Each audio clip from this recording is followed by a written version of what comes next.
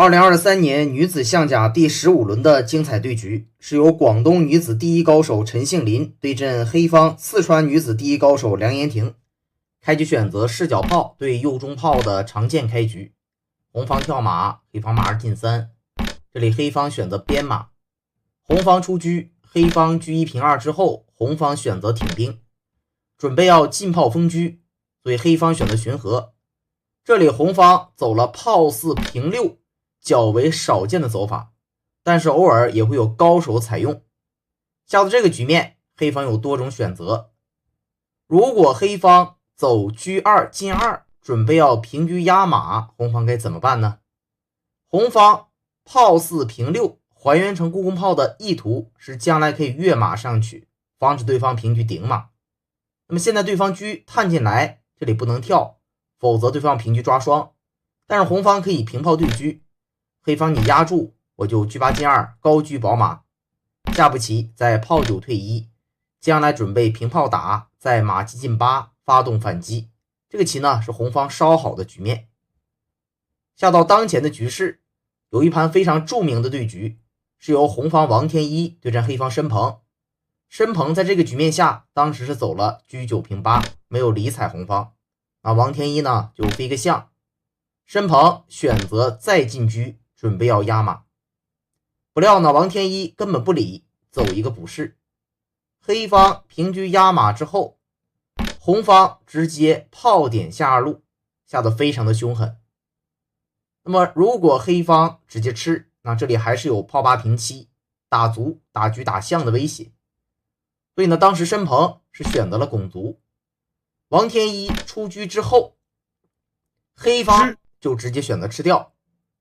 那王天一呢再平炮，黑方就可以把马跳到中间。这里可以看出黑方刚才卒五进一的意图。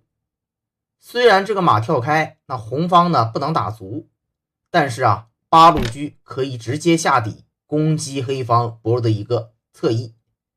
以下呢黑方升车一吃甩过来，王天一直接炮打底士，形成了非常激烈的对杀局面。在砍底士之后杀车，然后车六平五。经过连续弃掉两个大子的激烈搏杀最终呢王天一是破开了对方的士象，最终呢取得了胜利这个棋呢红方弃子之后还是有很强的攻势。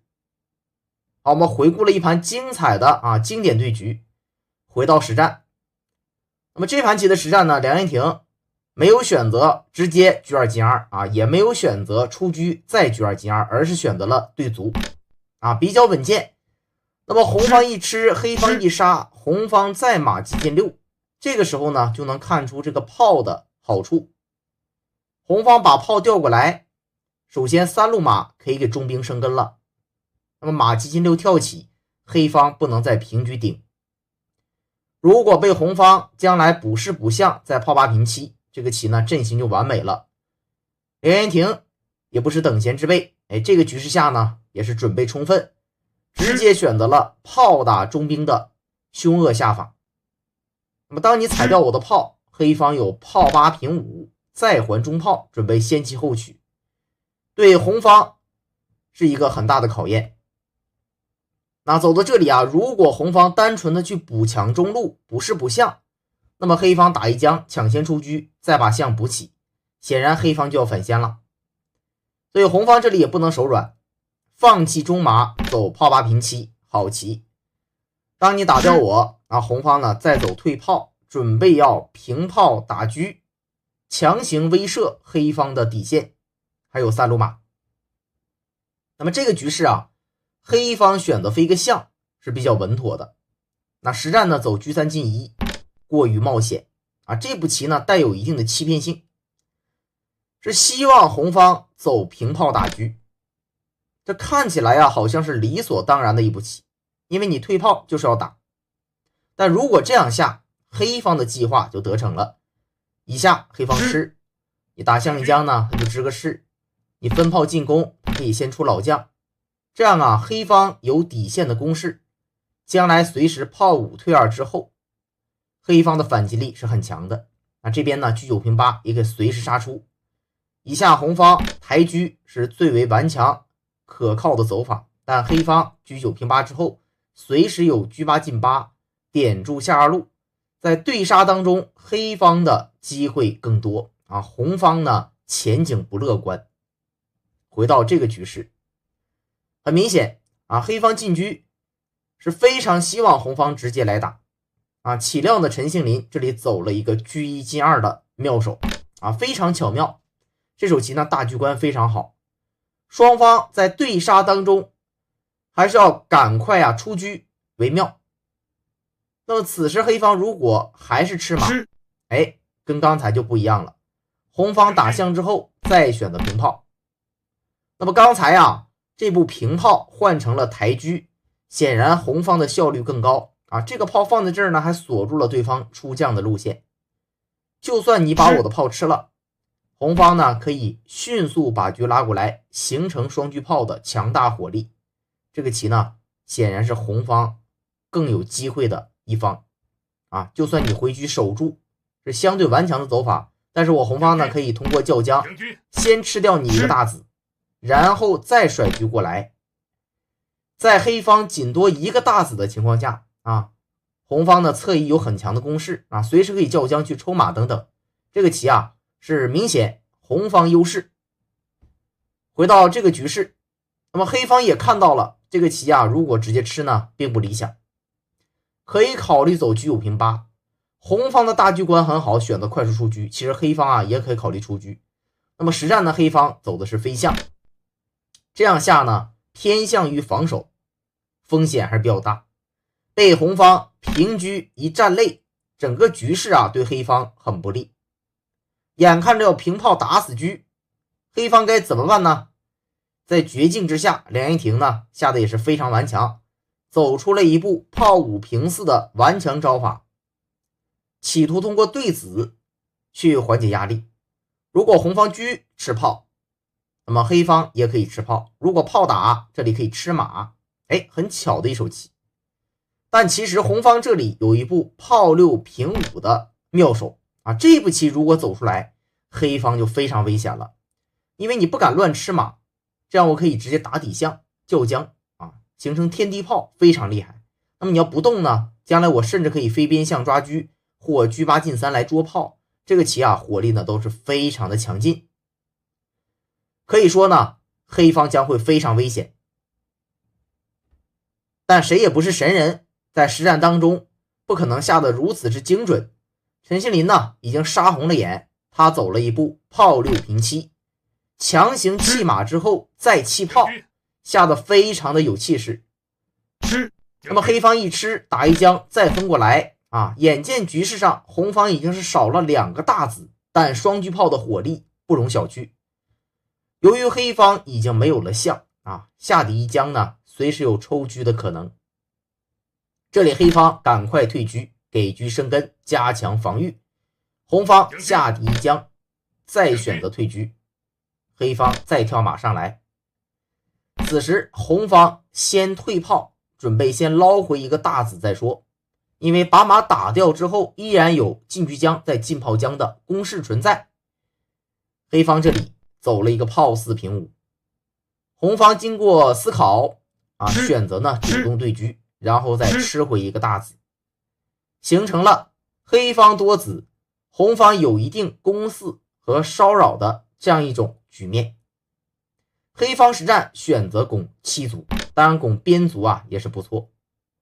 红方只剩单车炮，该如何作战呢？我们来看陈杏林特大是如何操作，这里面的顿挫非常精妙。首先进车一将，再选择退车抓卒，黑方无法容忍吃卒抽炮，选择卒5进1，那么红方再走进炮打车，整个步调非常协调。这里黑方不能下将来顶，显然也不能躲车，你躲车进车要抽车。那么如果误走了下将，红方再走精妙顿挫啊，将一下再退车抓卒，这边打着车，这边准备吃卒叫将抽炮，那这个棋呢黑方就要不行了啊，立刻就要输了。所以呢黑方实战走马9退8是顽强的下法。红方选择退车继续抓卒，局面至此进入本局的重大分水岭。其实这个局势下呢，黑方完全可战，考虑走一个打边兵即可，把这个大子躲开，继续保持多子的优势。虽然可以杀一将，那黑方可以躲单车寡炮，暂时是无法成杀的。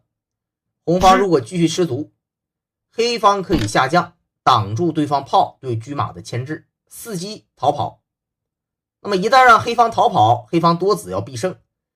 如果红方进车，黑方就下士，这样呢形成了双方互相牵制的这样一种局势。红方没啥好棋黑方呢有个小卒慢慢往前冲一冲。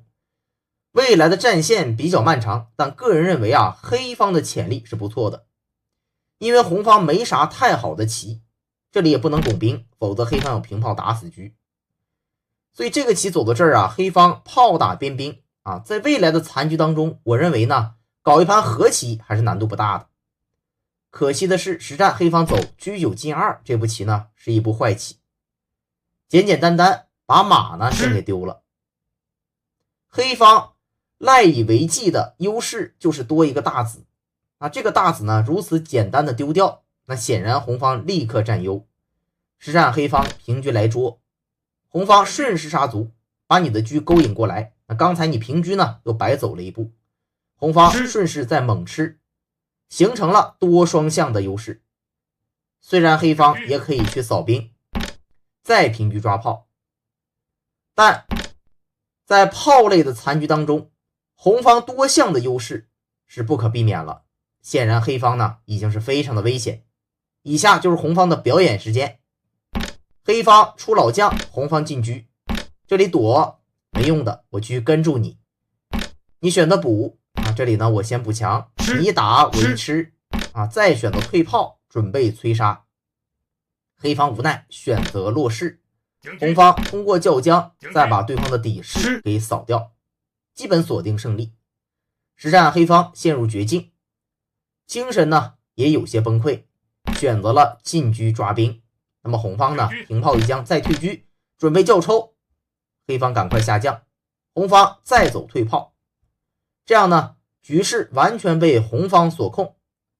黑方在绝望当中选择了投子认负，以下如果选择走下去也意义不大了红方可以平车抓炮，再把这个中士给斩掉，然后简单退炮，下步棋伏有羊角式的攻杀，牵制住黑方。黑方就算不被将死，将来这个三兵呢慢慢溜达上去，黑方也无力抵抗，只能选择投子认负。